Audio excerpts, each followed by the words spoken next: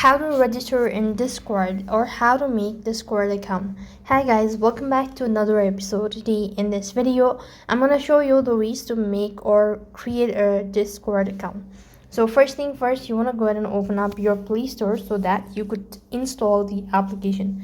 You could also use a web browser or any other. You could also use a web browser. Now type in Discord and click the install button at the bottom of the page. Once you're done installing it, it's gonna indicate an open sign, so click that option. So as you can see, this is how it's gonna look like. Now here, click the register button at the bottom of the page.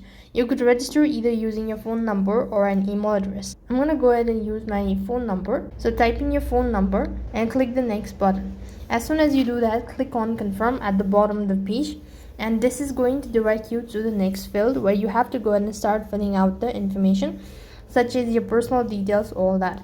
Before that, you need to go ahead and fill out this CAPTCHA. So you be asked to select and drag the missing piece and complete the image.